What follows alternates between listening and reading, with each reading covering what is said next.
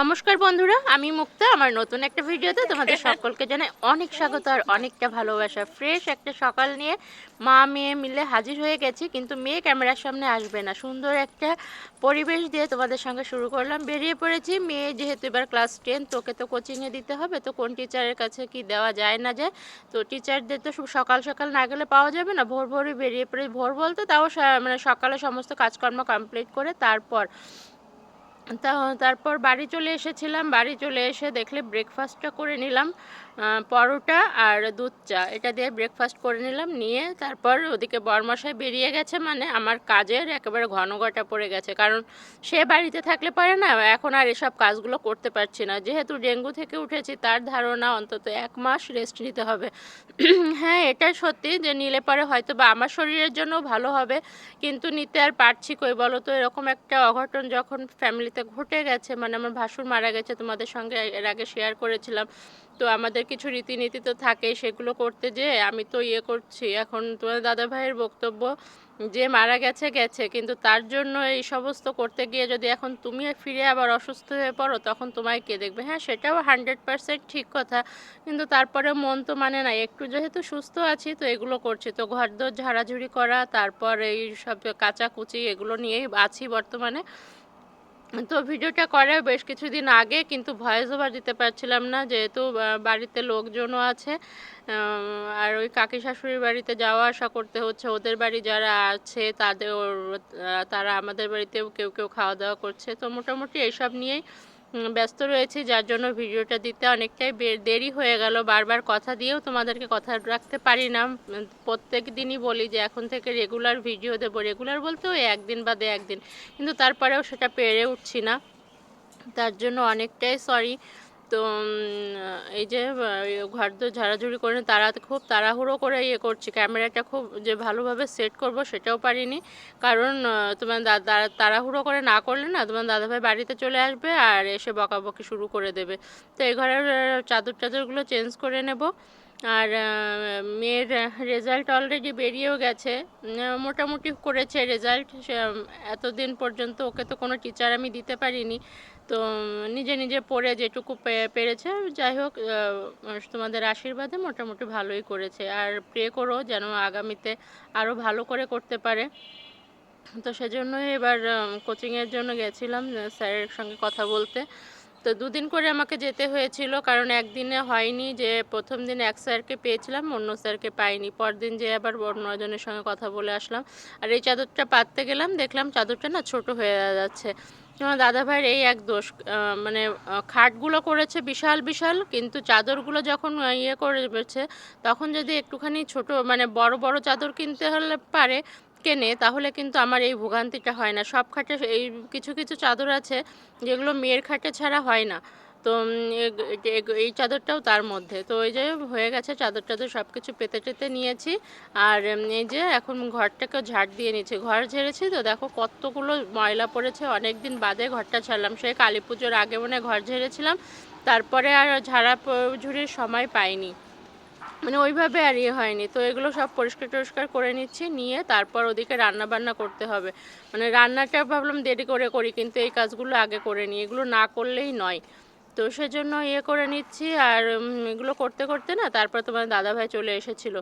আর এই যে দেখো সব মুদি বাজার, এদিকে সবজি বাজার, যেহেতু নিরামিষ খাওয়া হচ্ছে। আর তোমার দাদাভাইয়ের কাণ্ড দেখো, সে এক পেঁয়াজ কলি নিয়ে এসেছে, বলে পেঁয়াজটা নাকি আমিষের মধ্যে পড়ে না।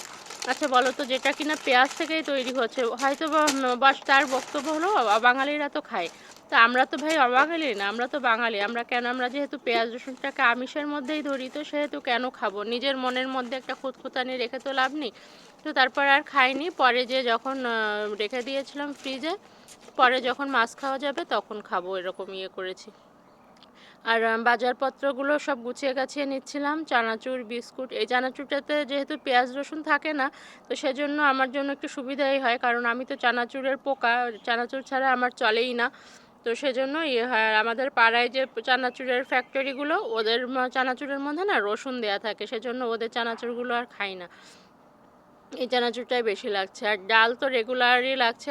নিরামিষ খাওয়া মানে যত যাই করি না কেন ডাল তো থাকতেই হবে। ডাল না হলে মনে হয় যেন ভাতটা খাবে কি দিয়ে। আর যেহেতু মসুর ডাল খাওয়া যাবে না, মুগ ডালটাতে আবার তোমার দাদাভাইয়ের অ্যাসিড হয় বেশি। তো সেজন্য মুগ ডালটাও অ্যাভয়েড করি। তো মটর ডাল আর বুটের ডালটা। আর ওদিকে মেয়েকেও ডেকে নিলাম, বললাম জলের বোতল-টোতলগুলো তুই একটুখানি ইয়ে করে নে, ভরে নে। তাহলে আমার কাজটা একটু তাড়াতাড়ি এগিয়ে যাবে। তো ওই দিন আর খুব বেশি কিছু রান্নাবান্নাও করিনি। কি একটা সয়াবিনের তরকারি করেছিলাম আর ডাল করেছিলাম, এই দুটোই করে নিয়েছিলাম। আর একটুখানি চিপস ভাজা করে নিয়েছিলাম। তো এটুকু দিয়েই কাজ চালিয়ে দিয়েছিলাম। তো ভিডিওটা না সেভাবে শেষও করিনি। তো এগুলো করতে করতে এমন ইয়ে হচ্ছে, আর এমন একটা পরিস্থিতির মধ্যে দিয়ে যাচ্ছি, আর যে ভয়েস ওভারটুকু করার সময় পাচ্ছি না। আর ভয়েস ওভার করতে গেলে না একটু নিরিবিলি থাকতে হয়। তোমার দাদাভাই সামনে থাকে, মেয়ে সামনে থাকলে না আমি ওইভাবে ভয়েস দিতে পারি না। আমার মনে হয় একা একা বসে চুপচাপ ইয়েটা ভয়েস দিতে আমার বেশ সুবিধাই হয়। এখন ছাদে এসেছি চা খাওয়ার জন্য, চুপচাপ বসে আছি, ফোনটাকে এই জন্য ছাদে নিয়ে আসলাম যে রোদে বসে এখন ভয়েস ওভারটা করে দিই, তাহলে হয়তো বা আজকে ভিডিওটা পোস্ট করতে পারবো। কতদিনই তো হয়ে গেল ভিডিওটা ইয়ে করিনি। তো যাই হোক, ছোট্ট একটা ভিডিও তোমাদের জন্য শেয়ার করলাম। ভিডিওতে যদি কিছু ভালো লাগে তো একটা লাইক করে দিও, আর মন চাইলে চ্যানেলটা সাবস্ক্রাইব করে আমার পাশে থেকো।